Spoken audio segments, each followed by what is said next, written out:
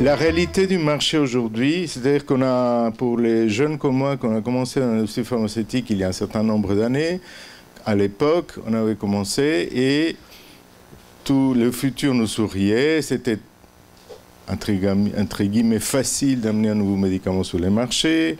La voie était ouverte et évidemment la croissance du marché pharmaceutique est essentiellement due au marché nord-américain et au marché européen. Et la France était parmi ceux qui étaient en pleine croissance.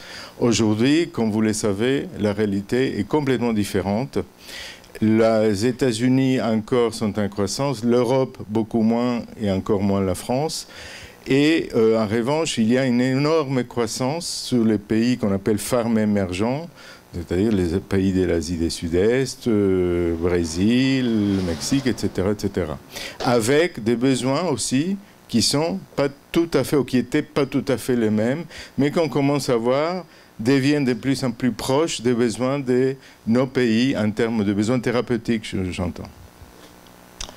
La deuxième caractéristique, vous le savez, quand vous allez acheter un produit en pharmacie, c'est de plus en plus rare d'avoir un médicament princeps et vous avez ce qu'on appelle les génériques, hein, les produits de substitution, et qui est la deuxième grande réalité du marché pharmaceutique aujourd'hui.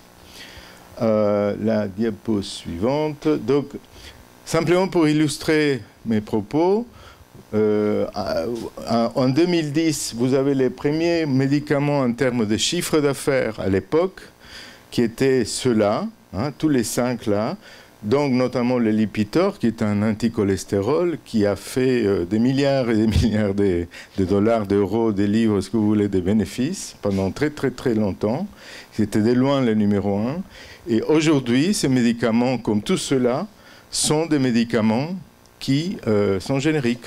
Donc ça, c'est autant de chiffres d'affaires pour les vendeurs de ces médicaments en moins.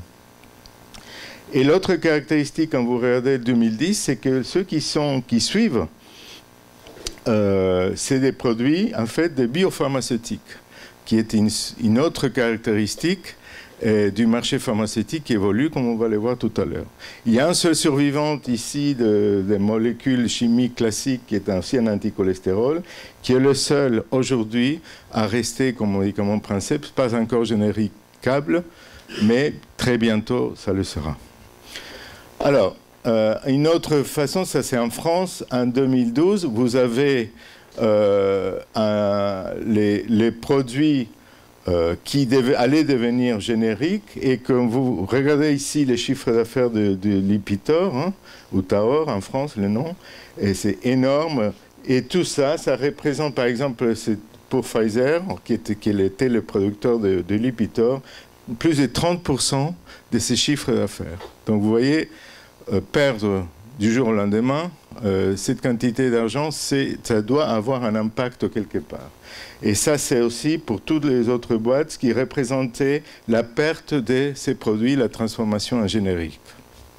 Une autre illustration ici, c'est que entre 2010 et en 2015, c'est le nombre de produits qui vont perdre, enfin, c'était une vieille diapo, mais qui allaient perdre leur brevet. Hein, on a parlé hier soir dans le jeu des problèmes de brevet. Et donc, les produits qui allaient perdre, allaient passer en générique, et regarder les montants, hein, et ce qui représente, c'est très, très, très conséquent. Alors, ça, c'est la partie en aval, la mise sur le marché, les produits qui sont sur le marché plutôt. Qu'est-ce qui se passe au niveau de la recherche et développement? 1976. 1976, il coûtait d'amener un médicament sur les marchés, enfin de découvrir, développer un médicament sur les marchés, 54 millions de dollars. Aujourd'hui, ça c'est le prix. Ça peut, en fonction de l'estimation, il y en a qui disent un peu moins, un peu plus, peu importe, mais vous voyez la différence de ce qui coûte amener un produit depuis le point de départ, la conception, le travail de recherche plus fondamental qu'on peut faire dans un laboratoire, jusqu'à les essais cliniques et la mise sur le marché. C'est plus d'1 milliard d'euros par molécule. Ça, c'est pour une molécule. Ça, c'est les étapes, ce qu'on a vu hier, hein, ça c'est les jeux d'hier soir, hein, c'est les différentes étapes, bon, peu importe la terminologie, chacun utilise d'autres noms, mais ça c'est l'étape pré-discovery, c'est-à-dire avant la conception, quand on travaille sur l'identification d'une cible thérapeutique, de la validation d'une cible thérapeutique. Et on passe après à la partie drug discovery, c'est-à-dire quand on commence à faire vraiment de la chimie, qu'on fait tout le processus de découverte, ce qu'on appelle de la drug discovery. On sélectionne un composé qui va passer en préclinique. Et ensuite, ce composé préclinique, il va subir différents tests, notamment en toxicologie, formulation. On augmente sa quantité, la production en masse, etc., etc. Et on passe aux différents essais cliniques, la phase 1, la phase 2, la phase 3. Et on arrive effectivement à l'approbation, dans le meilleur des cas, des nouvelles molécules. Regardez un peu un nombre de composés à partir de cette étape. Hein, si on commence de 10 000 composés ici, il y en a un qui va arriver sur le marché. Donc la probabilité de réussite pour un projet dans l'industrie pharmaceutique est d'un projet pratiquement sur 10 000. Et avec cela, évidemment, donc des étapes, hein, les étapes précliniques qui sont en moyenne, hein, c'est des moyennes, mais au minimum 3 ans, mais ça peut aller beaucoup plus, hein, 6 ans. Nous, on a eu des projets qui ont duré 7, 8 ans, mais avant d'arriver ici. Ensuite, au moins autant en recherche clinique, et après, tous les problèmes d'arriver sur le marché, les délais, etc. Donc, vous voyez, je dirais, j'ai mis plus de 10 ans, mais vraiment très, très, très optimiste. En général, c'est le processus 15 ans. Donc, 15 ans, plus d'1 milliard d'euros et un risque d'échec enfin, risque de succès, plutôt un succès sur 10 000. Donc, vous voyez un peu la situation. Alors, en plus, on n'est pas bon. Qu'est-ce que cela veut dire on n'est pas bon? Ça, c'est encore une fois les prix, enfin le coût, hein, on a remonté encore l'histoire des années 60, les coûts des R&D. Et vous voyez ce qui s'est passé, ces coûts qui ont commencé à augmenter de manière exponentielle et qui atteignent des sommets pas encore vus dans l'industrie pharmaceutique. Et quand vous comparez ça, cette courbe-là, avec cette autre courbe qui est le nombre de molécules qui arrivent sur les marchés, les nouvelles molécules approuvées, il ne faut pas être un grand financier pour se rendre compte qu'on a un problème. C'est-à-dire qu'on investit de plus en plus pour un résultat qui n'est pas meilleur. Il n'y a pas que nous qui nous sommes rendus compte qu'on n'est pas bon. Effectivement, dans les médias, vous trouvez ces genres d'articles dans lesquels ils font le même constat, c'est-à-dire que la recherche coûte de plus en plus cher au laboratoire pour des résultats qui sont, dans les meilleurs des cas, égaux à ce qui, à l'époque, quand ça coûtait beaucoup moins cher, et des fois moindre. Et là, c'est par exemple une partie de la réponse, c'est le taux de rendement, c'est-à-dire les ventes divisées par les dépenses en R&D. Donc, si vous prenez par exemple cet exemple, vous voyez là le taux de rendement qui a, entre 2010 et 2013, diminué de 2. Voilà. Donc, voilà. Alors, un autre aspect qui est aussi important, c'est... Donc, vous avez vu l'énorme taux d'échec, mais quand vous avez un échec, si l'échec s'est produit au tout début, vous n'avez pas dépensé beaucoup. Donc, quelque part, c'est normal. Bon. Et effectivement, ce qu'on voit ici, c'est que pour toute la partie des précliniques, vous avez le attrition rate, c'est-à-dire le taux d'échec, et était dans les années 90 de 65%, admettons. Et aujourd'hui, enfin en 2004, excusez-moi, mais bon, ça arrive jusqu'en 2004, c'est 70. Bon, c'est à peu près la même chose. Donc mais c'est aussi normal que très tôt dans la recherche, il y ait beaucoup d'échecs. Le problème est que vous prenez ici les phases 1, les échecs en phase 1, c'était, mettons, 20-30%, ça a augmenté. ça a augmenté avec le temps, c'est 40-50%. Et regardez ici, vous ne vous rendez pas compte, mais ça montre qu'en 90, les échecs en phase 2 clinique, étaient de 40%, et aujourd'hui sont presque de 70-80%. C'est-à-dire que de plus en plus d'échecs se produisent aussi plus tard. Ce qui est un problème majeur. Le modèle, une évolution, moi je m'avance en fait, je fais des allers-retours avec des propositions et des solutions qu'on envisage ou que certains mettent en place, c'est-à-dire qu'au lieu d'avoir un schéma classique de dire, bon, on fait la préclinique, la phase 1, la phase 2, la phase 3, qui coûte de plus en plus cher, on va essayer de ramener cet échec qu'on vient de voir le plus tôt possible, c'est-à-dire pour que ça nous coûte moins cher, hein, et pour qu'on sache avant si oui ou sinon on a la bonne molécule. Alors, quelles sont les raisons de l'échec? Les raisons sont en général, et on va se concentrer sur les phases cliniques, pourquoi les projets sont arrêtés.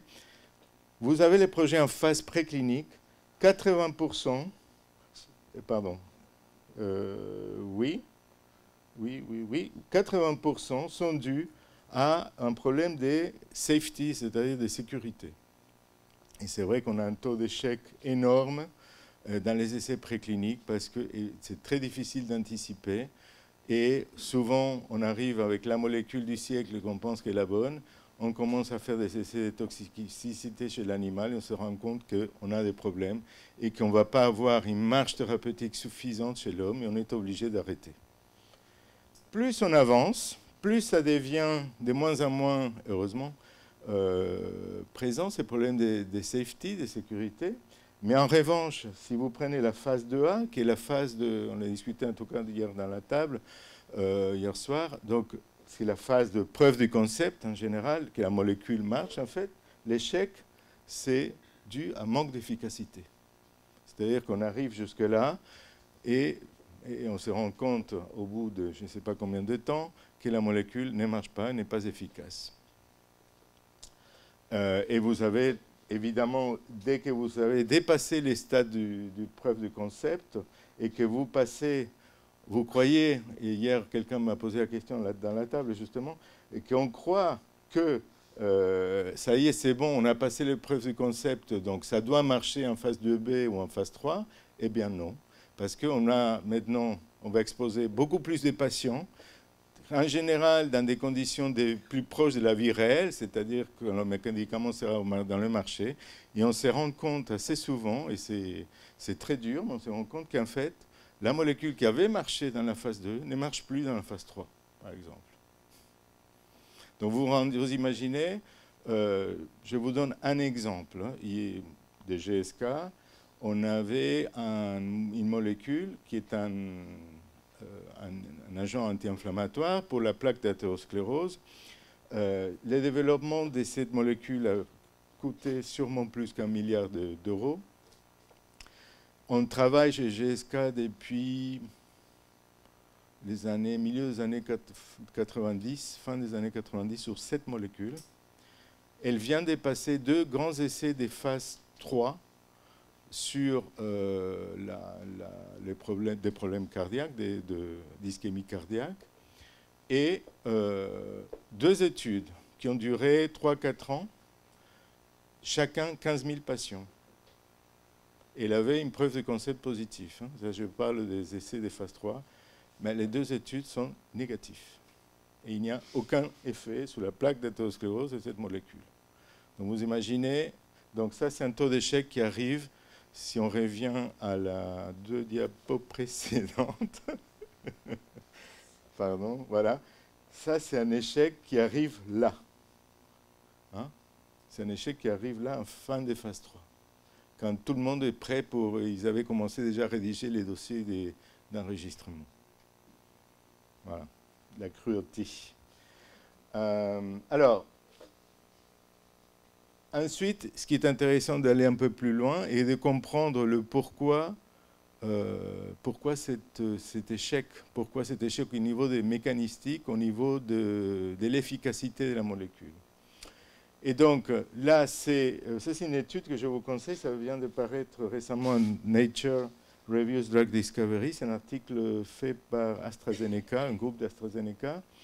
Et quand vous regardez ici, les raisons, c'est 40% des échecs par manque d'efficacité étaient dus à que le lien entre la cible initiale qui ciblait donc, cette molécule et la maladie n'avait pas été clairement établi. On avait des indices, mais pas vraiment une bonne relation, une claire relation, où on n'avait pas des modèles valables pour l'investiguer. Et donc, on avait fait des suppositions en disant, voilà, ça devrait marcher. Eh bien non. Une autre grand 30%, je crois, c'est un pourcentage, il me semble. Il y a entre parenthèses, oui, entre parenthèses, c'est le nombre de projets. Bon, mais un pourcentage, 30%, 29%, c'est parce qu'on n'arrivait pas, avec la molécule qu'on était en train de tester, à donner des doses suffisamment élevées pour qu'elle puisse avoir son activité. Alors pourquoi? Soit parce que les propriétés de la molécule sont telles que l'exposition dans l'organisme n'augmentait pas avec la dose, ce qui arrive, soit parce qu'on a un problème des sécurités, et on a une fenêtre thérapeutique qu'on doit respecter et qu'on ne peut pas dépasser une telle dose chez l'homme parce qu'il risque de toxicité. Pour cette raison-là, on ne peut pas avoir des doses suffisamment élevées pour avoir l'efficacité. Troisième raison, c'est que l'indication qu'on avait suivie, c'était l'indication thérapeutique. J'ai dit n'importe quoi. On a développé la drogue pour l'asthme. Et en fait, l'indication aurait été la plus raisonnable, aurait eu une autre indication d'une autre maladie anti-inflammatoire, je sais pas, l'arthrite rhumatoïde. Et donc, on s'est trompé dans le choix de la maladie qu'on allait traiter. Et puis, 11%, et c'est peut-être le cas d'un certain molécule que je connais, c'est parce qu'on est passé au stade suivant sans être convaincu que ça avait marché dans les stades précédents. Et ça arrive. Et c'est un phénomène qu'on voyait souvent, on voit de moins en moins dans les industries, d'une autoconviction, autopersuasion que, en fait, ça va marcher, et on avance, et on avance, et on se cache les yeux, et en fait, ça ne marche pas. Après, on peut faire d'autres types d'analyses, par exemple, sur le niveau de confiance qu'on a dans la cible, donc important, moyen, plus faible, mais il n'y a pas de différence en fonction des stades de développement. Donc, ce n'est pas très, très instructif. Alors, tous ces panoramas sombres, noirs que je suis en train de décrire, ne vous ouvrez pas les veines, mais il est clair que l'espace à lequel on pourrait cibler et trouver de nouvelles molécules et pour traiter d'autres maladies est immense. Et les drogues actuellement sur les marchés ne couvrent qu'une toute petite partie de l'espace qui serait, en théorie, possible de cibler par d'autres mécanismes, d'autres drogues. Si je résume quelque chose, je dis quand j'ai commencé à travailler dans l'industrie pharmaceutique, c'est quelque part par là, il y avait, tout nous souriait, c'est-à-dire la science évoluait rapidement, et en même temps, on arrivait à faire des grands traitements qui sont des traitements pour des grandes populations, donc, dont on parlait avant avec Catherine, les grandes familles des antihypertenseurs, les anti-ulcéreux, les anticholestérol, etc., etc., qui faisaient, c'était ce qu'on appelle des blockbusters, qui faisaient des chiffres d'affaires impressionnants de plus d'1 milliard de je ne sais pas quoi. Et voilà. Et à un moment donné, quelque part, je ne sais pas exactement où situer ce curseur, la science a continué à évoluer. Hein. C'est-à-dire que la science va continuer à évoluer. et ça, je n'ai aucun doute. Mais en revanche, nous n'avons pas, c'est un peu ce qu'on voyait dans l'autre courbe précédemment, on n'a pas réussi à amener sur le marché de nouveaux médicaments. Une autre chose importante, qui est aussi un changement de mentalité qui s'est opéré dans la pharma, c'est que si vous prenez l'année 2000 et l'année 2007, vous voyez en rouge le nombre de molécules en phase 3 originaires des boîtes pharmaceutiques, des grands labos pharmaceutiques, et en bleu, les molécules en phase 3, à l'époque, qui venaient des petites boîtes de sociétés de biotechnologie. Aujourd'hui, la situation est l'inverse. C'est-à-dire que la recherche interne des labos pharmaceutiques a généré moins de molécules réussies, qui arrivent en phase 3, par rapport à la part des sociétés qui amenaient des molécules amenées par des sociétés de biotechnologie. Et ça doit nous faire réfléchir, et certains ont intégré cette vision dans le mode de structurer la recherche, et vous allez le voir tout à l'heure.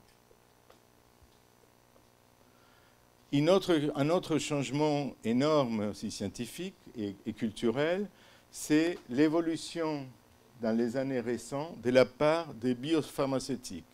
Biopharmaceutiques en général, pour 99%, c'est des anticorps monoclonaux comme médicaments qui est en train de prendre une part beaucoup plus importante dans le portefeuille des boîtes pharmaceutiques. Et on pense, je crois qu'en moyenne, je parle de certaines boîtes, effectivement, beaucoup plus, mais d'ici peu, au moins un quart du portefeuille, ou en tout cas des chiffres d'affaires dans le laboratoire pharmaceutique, va venir des produits comme les biopharmaceutiques. Donc, ça, c'est un petit peu un récapitulatif de tout ce que je viens de dire, avec les problèmes des pertes de brevets des produits génériques et de la compétition des génériques, pas de renouvellement suffisant du portefeuille des grands labos pharmaceutiques, des cycles de recherche et développement hyper longs, minimum 12 ans, avec, comme on l'a vu, un taux d'échec très important, et en plus un taux d'échec très important aussi à des stades très tardifs. La taille critique des laboratoires pharmaceutiques a probablement été atteinte. On a vu récemment des tentatives de fusion, d'acquisition d'une boîte par l'autre qui ne marchent pas. C'est très très difficile aujourd'hui d'aller au-delà de la taille des grands labos, bien que peut-être on verra ici et là de certains cas. Mais ce n'est pas la tendance. Et puis ça, on n'en a pas parlé de tout ça, mais ça c'est un aspect très très important, c'est le niveau d'exigence des autorités de santé dans nos pays, qui a, et à juste titre, augmenté énormément, c'est-à-dire que ce qu'on était capable de faire dans les années 70, ce n'est plus possible aujourd'hui. Un Mediator, aujourd'hui, il ne pourrait pas arriver sur le marché. Donc, heureusement.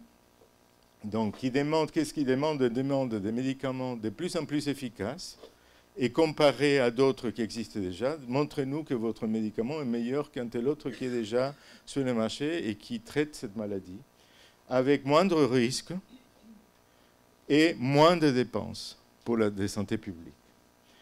Et donc, des restrictions au niveau des taux, des prix, des volumes, etc., etc.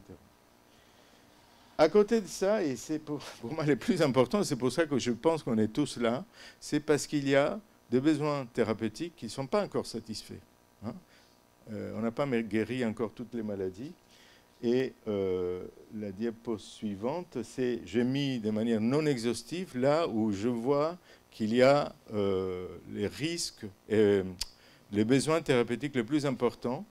Alors, j'ai parlé des cancers, les maladies neurodégénératives, Alzheimer, Parkinson, Huntington, les problèmes des psychiatries, les maladies auto-immunes et inflammatoires, obésité, diabète, insuffisance cardiaque, maladies des pays émergents comme tuberculose, malaria, et les maladies rares, dont on va voir un exposé ce soir. Ça, par exemple, prenez les cas de la psychiatrie, évidemment, il y a des énormes besoins, et pourtant, la plupart des grands laboratoires pharmaceutiques se sont retirés de ce domaine. Pourquoi? Parce que, malgré le besoin, malgré que clairement il y a des choses à faire, la science, entre guillemets, n'est pas au rendez-vous. Et la psychiatrie, toutes les boîtes ont eu des échecs les unes après les autres, par manque d'efficacité, en phase 2 et en phase 3. C'est-à-dire qu'il n'y a aucun modèle prédictif de ce qui va se passer chez l'homme. On a des difficultés à mesurer la pénétration des drogues dans le système nerveux central, etc., etc., etc. Et que pour toutes ces raisons-là, c'est des domaines, la psychiatrie, qui a été délaissée malheureusement, par un grand nombre de groupes pharmaceutiques, y compris GSK, il y a quelques années. Et je pense qu'il suffira d'un déclic, des modèles qui reviennent sous la sellette et qui deviennent plus importants, plus relevants, pour que peut-être on va se reposer la question et ramener ces domaines de recherche dans nos laboratoires. Alors, il y a évidemment des solutions. Alors, le premier, c'est que, et ça c'est clair pour aujourd'hui, on ne développe, on ne cherche et on ne développe que des produits, que des molécules qui vont être utiles. Hein. Et la période du MeToo, je pense qu'il est complètement révolue. Personne aujourd'hui va s'élancer dans la recherche pour faire une nouvelle statine qui va avoir un petit effet supplémentaire par rapport au cholestérol. C'est fini ça.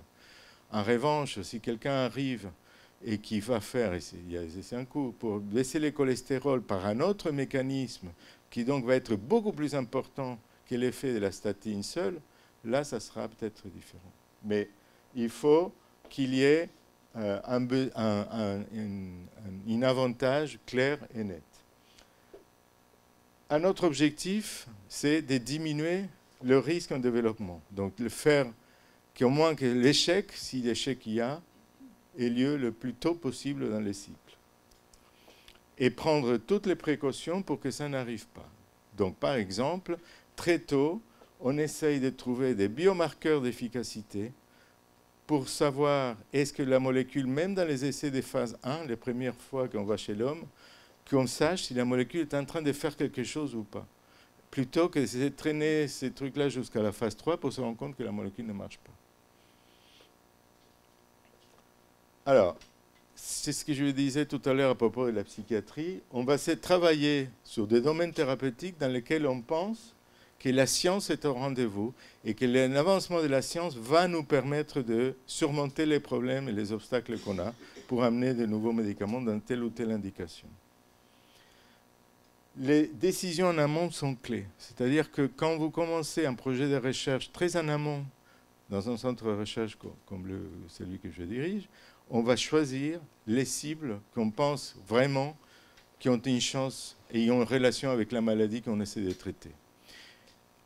Et j'avoue, hein, c'est ma mea culpa aussi, c'est qu'il y a quelques années, on ne s'est posé pas autant de questions quand on démarrait un projet, d'être sûr que la cible est la bonne, qu'elle correspond à la maladie, qu'il y ait une validation génétique, et qu'il y ait une validation génétique forte, pas un vague polymorphisme qui associe tel gène à telle maladie.